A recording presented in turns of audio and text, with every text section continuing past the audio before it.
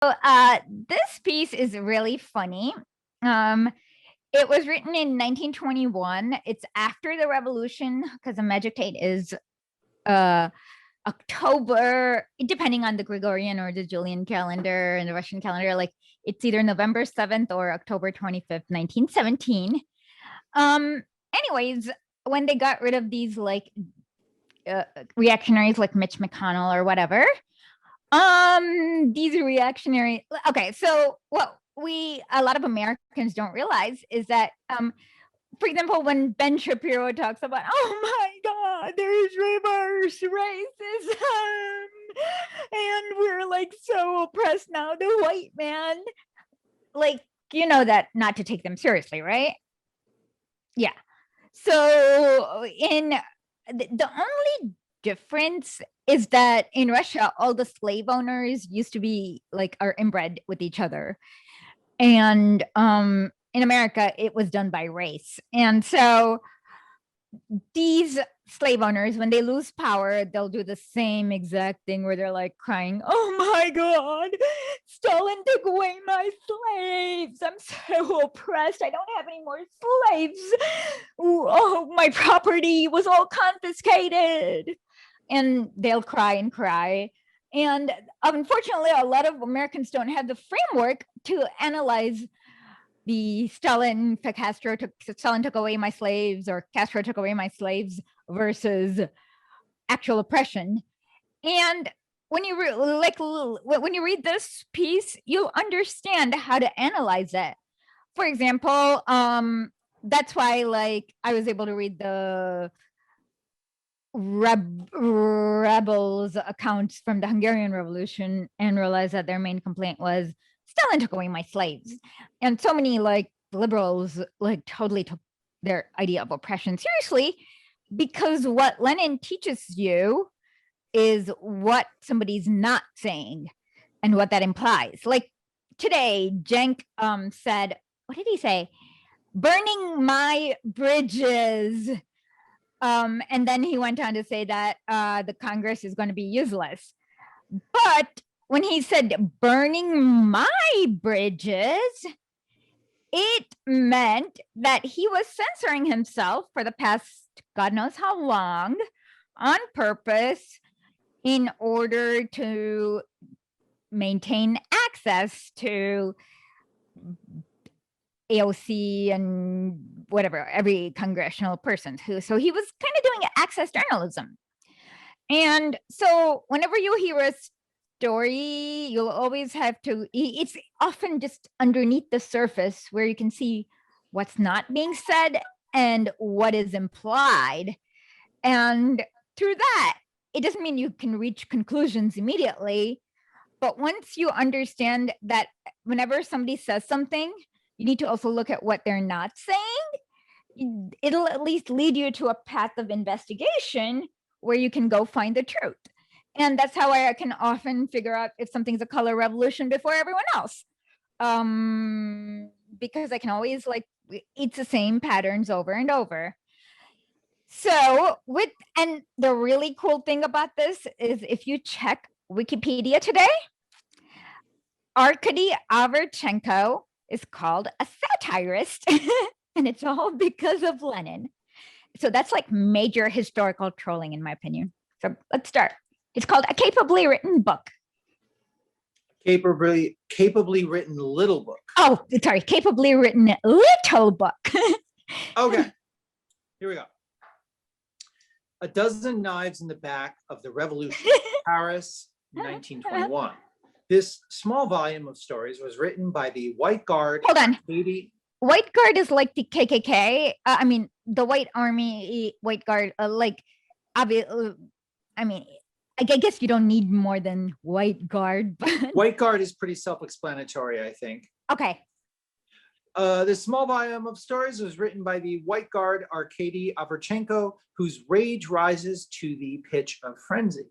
It is interesting to note how this burning hatred brings out the remarkably strong and also the remarkably weak points of this extremely capably written book. When the author takes for his stories subjects he is unfamiliar with, they are inartistic. An example is the story showing the home life of Lenin and Trotsky.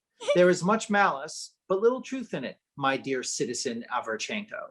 I assure you that Lenin and Trotsky have many faults in all respects, including their home life. But to describe them skillfully, one must know what they are. This you do not know. But most of the stories in the book deal with subjects Arkady Averchenko is very familiar with, has experienced, given thought to, and felt. He depicts with amazing skill the impressions and moods of the representative of the old, rich, gorging and guzzling Russia of the landowners and capitalists. That is exactly what the revolution must look like to the representatives of the ruling classes. Averchenko's burning hatred makes some, in fact most, of his stories amazingly vivid. There are some really magnificent stories, as for example, Grass Trampled by Jackboots, which deals with grass. Okay, so and just so we know, Janet, can you put up the picture of the Volga boat haulers uphill or here, just so people understand how grass trampling jackboots is actually not like oppression compared to having to haul a boat up the river, the Volga, like cattle. But go on. Okay. Grass Trampled by Jackboots, which deals with the psychology of children who have lived and are living through the Civil War. Psychology of rich children. But the author shows real depth of feeling only when he talks about food, when he relates how the rich people fed in old Russia, how they had snacks in Petrograd. No, not in Petrograd, in St. Petersburg. Hold on. This is kind of cool because Lenin is, as we know, 1/4, I guess his grandfather is Mongolian, but he always sees himself as like part of like as an Asian. He'd never he's the first to use European as an insult.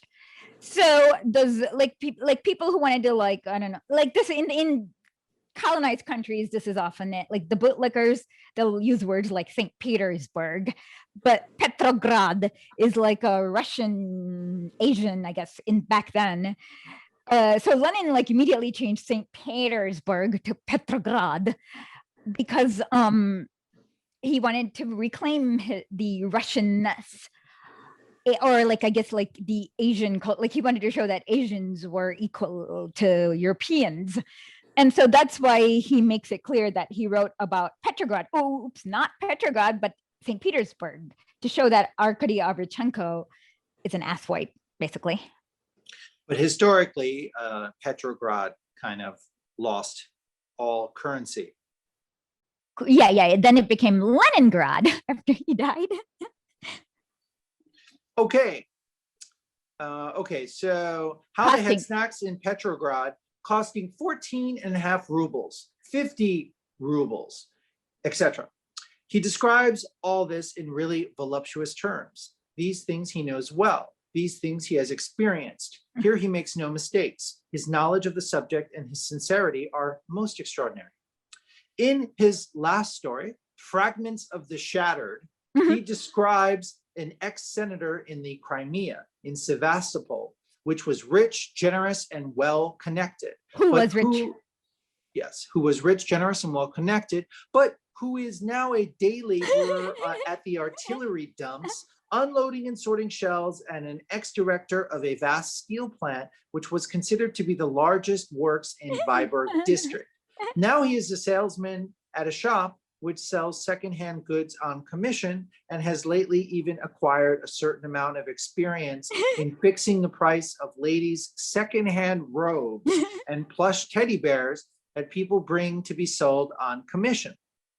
The two old fogies recall the old days, the St. Petersburg sunsets, the streets, the theaters, and of course the meals at the Medved Vienna, Mali Yaroslavets, and similar restaurants. And they interrupt their reminiscences to exclaim, "What have we done to deserve this? How did we get in anyone's way? Who did we interfere with? Why did they treat Russia so?" Arkady Averchenko is not the one to understand why. The workers and peasants, however, seem to understand quite easily and need no explanations. In my opinion, some of these stories are worth reprinting. Talent should be encouraged. Yeah. So, and then he ends up printing it in the fiction and satire section of the magazine. And that's why Arkady Averchenko is known as a satirist today. But what I really like is you can actually, you can see this. There was some lady, Janice Vakadaza, who was like, "Oh my God, our country, it's suffering." Kind of like from Bolivia, and then you asked her what was going on, and she can't really be clear. So what you'll notice is a lot of these pro-democracy activists usually can't tell you anything other than, "Oh my God, he's a brutal dictator that suppresses free speech."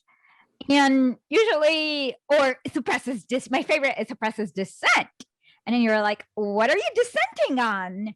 And they're like, well, I want to kill all commit genocide. And the brutal dictator said, no more genocide. So in America, they'll like teach you guys like, "Oh my God, it's bad to crush dissent." But imagine if Fred Hampton was the president, the dissent would be the KKK, and you need to crush them. So this will kind of gives you like all the little things to look for in whether or not somebody is a gusano or telling the truth about actual oppression. So how did you like this piece?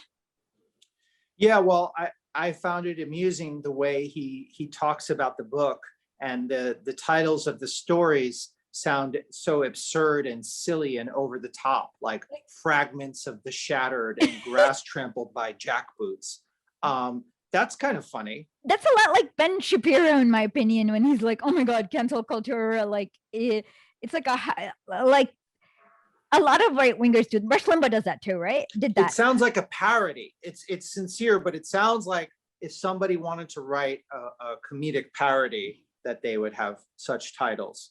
Yeah, and basically Lenin did him a big favor by classifying it as parody, so that he's So yeah, I like that too. And for me, like I always use this one. I always use to look at, for example, when people are like, "Oh, he's a brutal dictator who oppresses his own people," I'll always ask, "What did he do?" And if it's like, "Oh my God, there are too many Black people around me," which a lot of I mean, they won't say exactly that, but they'll use other dog whistles, like Fidel Castro outlawed Catholic schools, i.e., made too many integrated schools. Basically, there were like a lot of, like in Cuba, it was very racialized, and the majority of the people that came were of the top racial echelon. So you'll see that it's a lot of these like oppressions, especially if you hear it in American media. It's like, have you ever seen the egg monopoly tweet? No. Let me show it to you. It's so hilarious. Janet, do you remember the egg monopoly? I don't remember it either. You guys, neither of you remember the egg monopoly tweet. Okay. So this girl was talking about how Mao oppressed her. She had to delete her Twitter after that. Okay, let me share my screen. Okay, you guys see this now? My great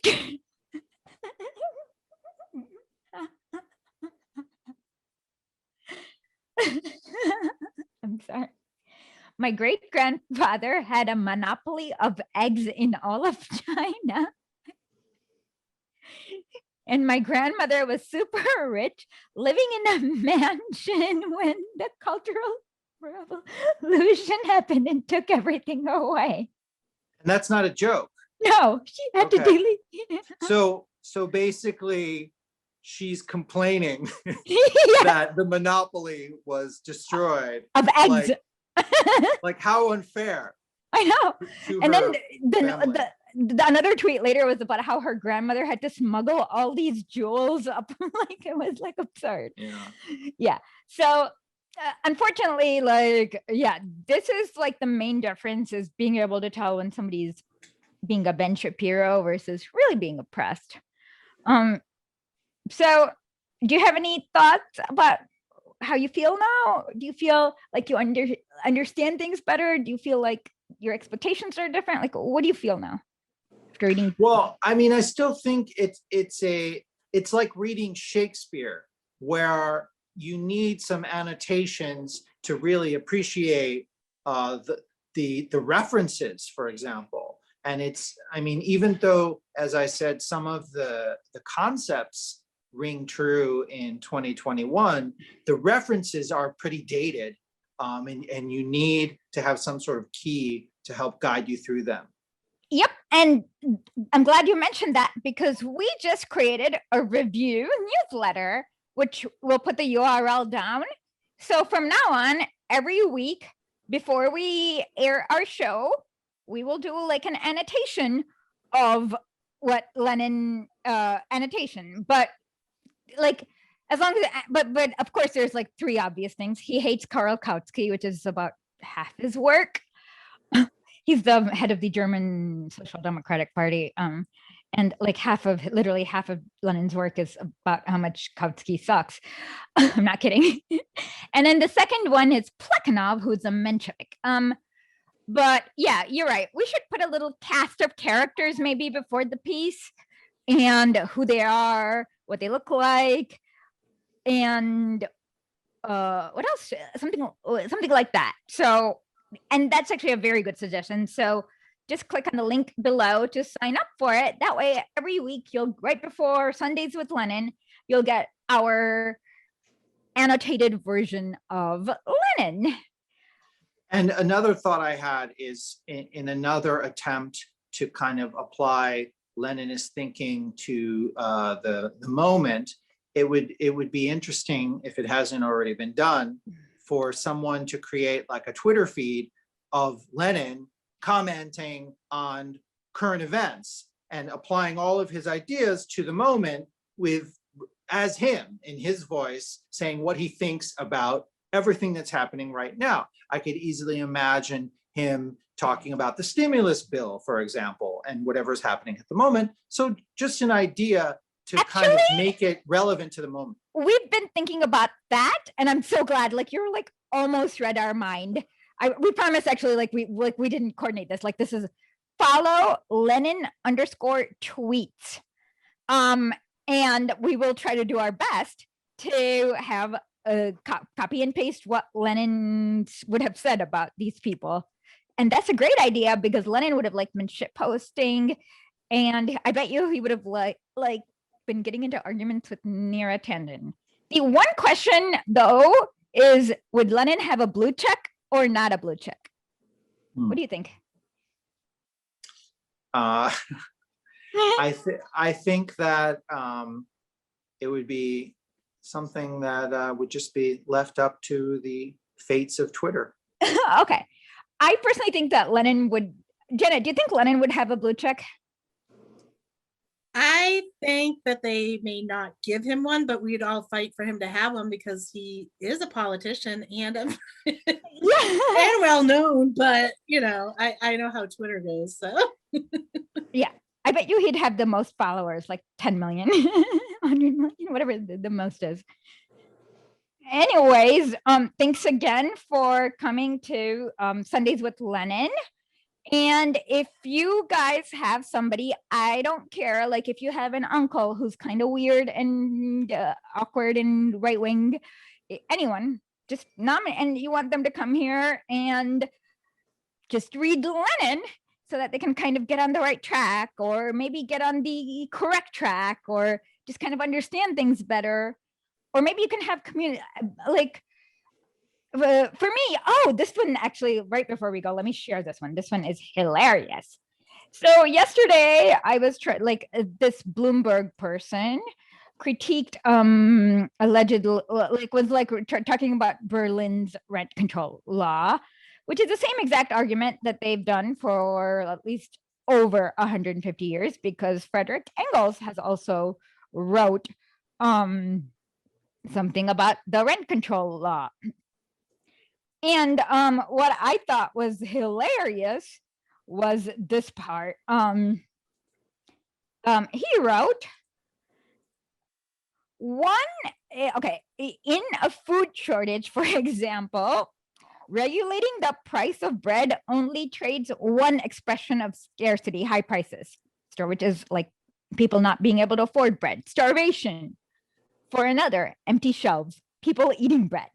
So he literally like did a drill tweet, and like there's like no difference between starving and people eating too much food, which is like come on, that's just ridiculous. And I mean, because of Lenin, I know, like, because I've read Lenin and I've seen his method of how he goes line by line, I know how to like fight back, and I'm confident that I'm going to be right. Like, I've never been it allows me the confidence to know that I'm right, and that's what I really appreciate the most. And so thank you. And if you are living in New York and you want a picture done, go to Danny. And I hope you enjoyed it. Please subscribe, like, and hit the bell. And let us know what you think. Would Lenin have a blue check? And share this with as many people as you want. And have a wonderful rest of the day. Thanks again.